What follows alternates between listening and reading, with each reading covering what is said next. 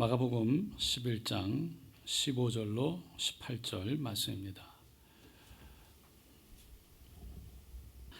그들이 예루살렘에 들어가니라. 예수께서 성전에 들어가사 성전 안에서 매매하는 자들을 내쫓으시며 돈 바꾸는 자들의 상과 비둘기 파는 자들의 의자를 둘러 엎으시며 아무나 물건을 가지고 성전 안으로 지나 허락하지 아니하시고 이에 가르쳐 이르시되 기록된 바 내 집은 만민이 기도하는 집이라 칭함을 받으리라고 하지 아니하였느냐.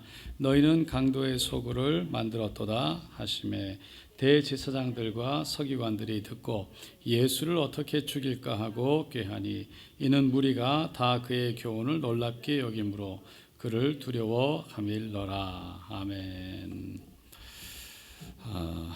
오늘 특별히 우리가 기도하기 위해서 모였는데요. 오늘 본문에 보니까 예수님께서 갈릴리에서 복음 사역을 마치시고 예루살렘 성전에 가셨는데 그 성전에서 정말 각종 제사를 드리러 온 사람들에게 제물로쓸 짐승을 파는 사람들을 보면서 예수님 화를 내시고 그 장사하는 사람들의 상을 뒤엎으시고 또 짐승들을 성전에서 내쫓으시면서 내 집은 만민이 기도하는 집이다 라고 말씀하셨습니다. 교회는 기도하는 집인 줄로 믿습니다. 그래서 교회는 기도에 많은 초점이 가 있죠. 근데 기도를 초점에 맞춘다는 것을 우리가 어떻게 이해해야 되는가 생각해 봅니다. 기도란 무엇인가? 어떻게 기도하는 것인가? 우리가 기도할 때 기도 자체가 우리가 모이는 목적이고 목표가 아니라 사실은 우리의 목적과 목표는 오직 하나님께 있는 줄로 믿습니다. 그래서 기도를 통해서 하나님께 나아가는 거죠. 근데 그 하나님을 경험하는 것이 기도라는 그 소통의 방법을 통해서 하는 것이기 때문에 우리가 그 기도를 하나님께 나아가기 위해서 하는 것인데 기도를 하기 위해 기도가 하는 것이 아니라는 거예요. 그러니까 사람들 우리가 기도하기 위해서 모였다. 기도 자체가 중요시 되어버리는데 기도 자체가 중요한 것이 아니라 그 기도를 통해서 하나님을 만나고 하나님의 뜻을 발견하는 게 중요한 것입니다. 여러분, 그래서 기도할 때 결국은 하나님의 역사를 간구하는 것인데 그것은 하나님을 경험하게 하는 거예요. 여러분, 하나님을 찾는다는 것을 우리가 생각해 볼 때 여러 가지 의미가 있겠지만 가장 중요한 것은 하나님의 뜻을 찾는 겁니다. 하나님의 뜻이 어디 있는가? 그러니까 성령님이 나를 인도하시는 것은 어디인가? 하나님의 나를 통해서 원하시는 것은 무엇인가? 하나님을 뜻을 찾는 거예요. 하나님을 뜻을 찾는다는 의미는 다른 것이 아니라 내 자신을 내려놓고 하나님의 뜻에 내가 순종하기를 원합니다 라고 하나님께 드려지는 것입니다. 우리가 질문하게 되는 것은 하나님은 살아계시고 모든 것을 알고 계시고 또 하나님은 그 하나님의 뜻을 다 하나님 뜻대로 다 이루시는 하나님 아니십니까? 그런데 왜 우리는 기도해야 됩니까? 라는 질문을 할 수 있어요. 아니, 하나님은 하나님이시니까 하나님의 뜻을 다 이루시는데 왜 기도해야 됩니까? 여러분, 하나님은 기도를 통해서 일하시는 줄로 믿습니다.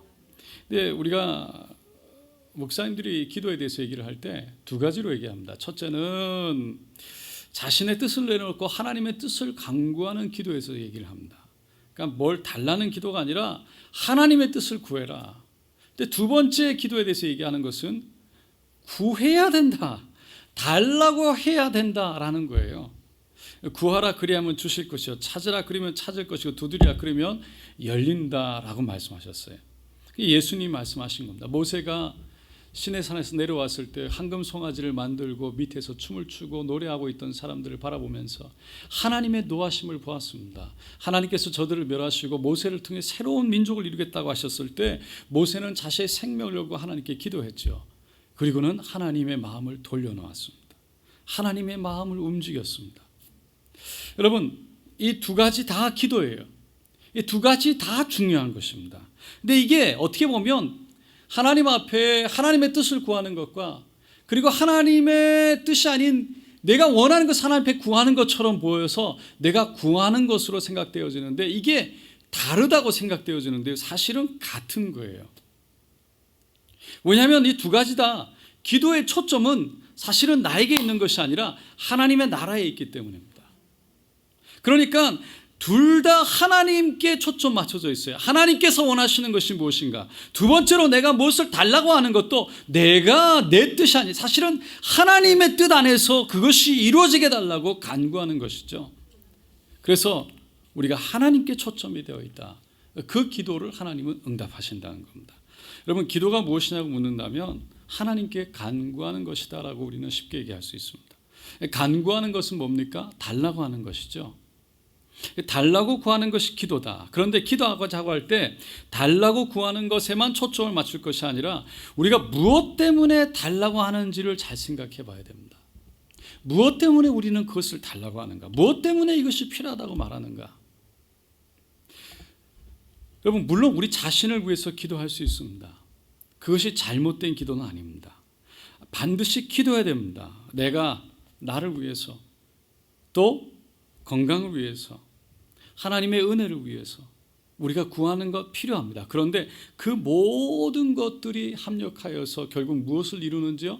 하나님의 뜻을, 하나님의 나라, 하나님의 영광을 위해서 그런 것들이 필요하다는 거죠. 그렇지 않으면 결국 나만을 위해서 나를 위한 내 중심의 기도가 될 수밖에 없는 것입니다. 그러니까 내가 원하는, 내가 잘 먹고 잘 사는 그것으로 끝나는 기도, 그런 기도를 어린아이와 같은 기도다라고 얘기하죠.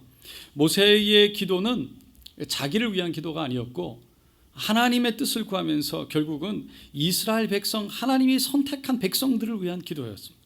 사람들이 하나님 이스라엘 백성들을 애굽에서 데려오셔 놓고는 이제 광야에서 다 죽이시면 하나님의 이름이 뭐가 되겠습니까? 하나님의 이름을 생각하셔서, 하나님의 영광을 생각하셔서 저들을 용서해 달라고 모세는 구했던 겁니다.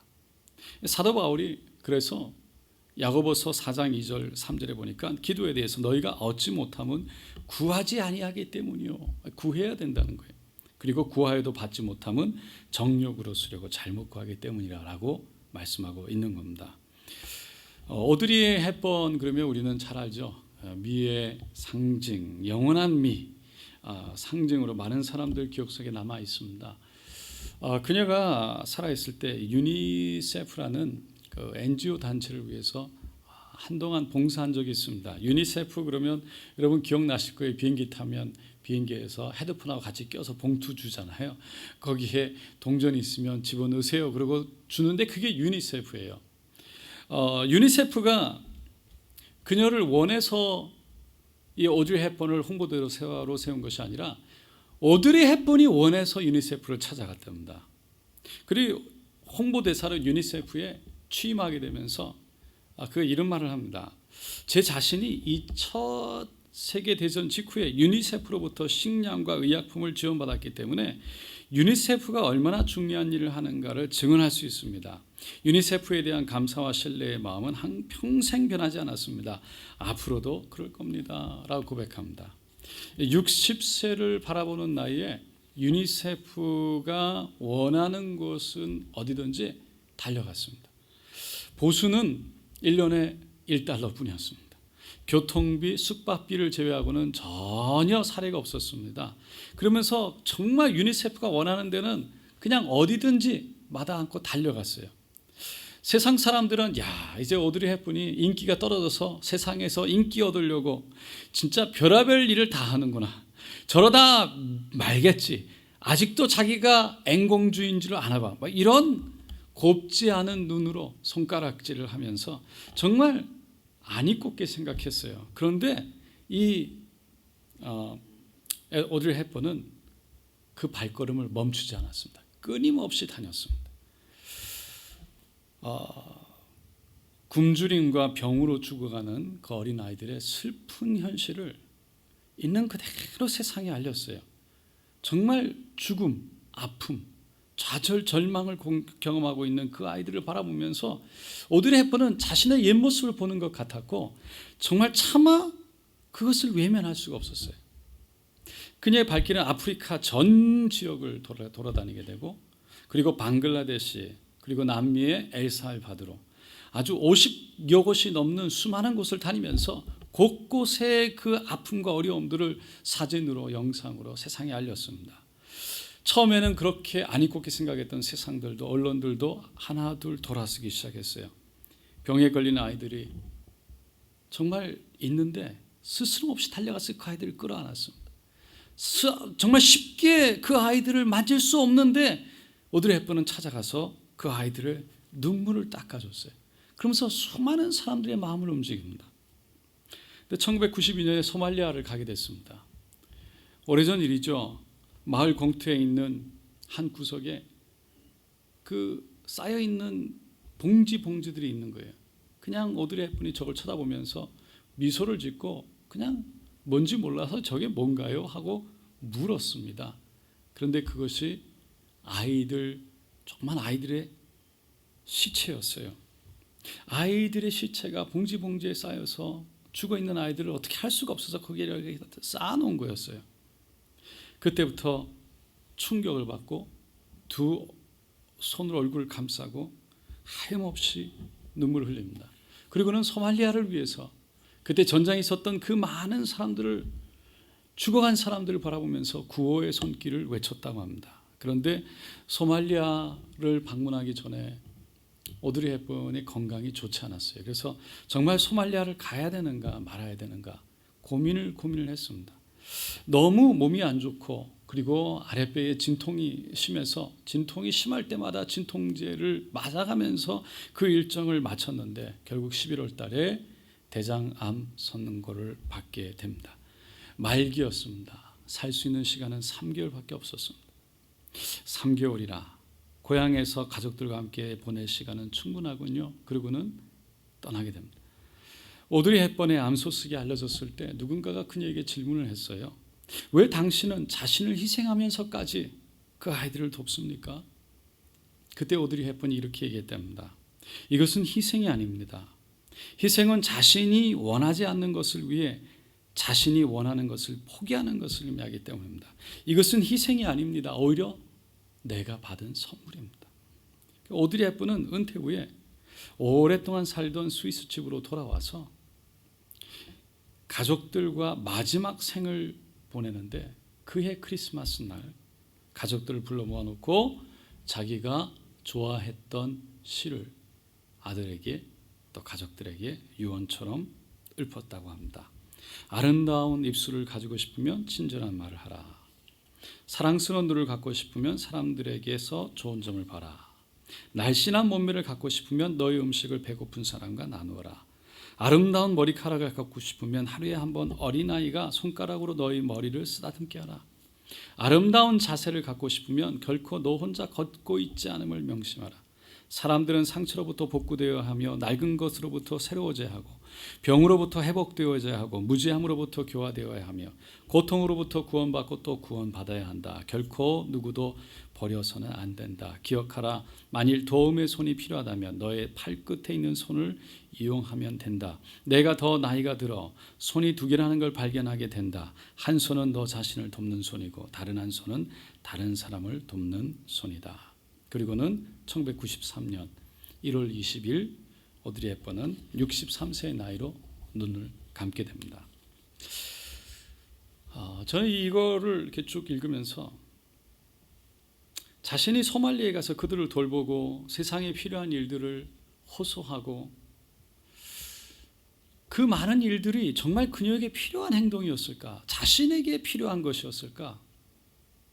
세상 사람들이 보기에는 그녀의 행동이 희생으로 보여졌어요. 그런데 그녀는 그것을 희생이 아니라 내가 받은 선물이라고 고백합니다. 제가 그걸 보면서 희생이라는 생각은 내가 중심에서 세상을 바라보면 그럴 수밖에 없겠다는 거예요. 무엇이든지 내가 중심이 되면 내가 하는 모든 것들이 내 것을 주고 내 것을 나누고 내 것을 하기 때문에 희생이 되는 거예요. 그런데 하나님 중심에서 바라보면 그렇지 않다는 겁니다. 선물이라고 고백한 것은 결국은 사람들을 볼 수 있었기 때문입니다. 그들이 나에게 무엇을 주는가? 이웃 주민들, 소말리아 사람들, 수많은 굶어 죽어가는 사람들을 바라보면서 내가 그들 가운데 하나님께서 나에게 허락하신 건 무엇이고 그 아이들이 나에게 주고 있는 것이 무엇인가. 그 고백 속에서 결국 이웃들의 아픔을 함께하면서 내 삶 속에 하나님이 허락하신 것들을 발견하고 그 아이들을 통해 내가 할 수 있는 내 인생의 가치와 내 인생의 의미와 그리고 살아가야 할 방향을 다시 한번 발견하면서 오히려 살아가야 될 길을 찾았다는 그 자체가 그 오드리 헵번에게는 선물이다라고 고백할 수 있었다는 것이죠.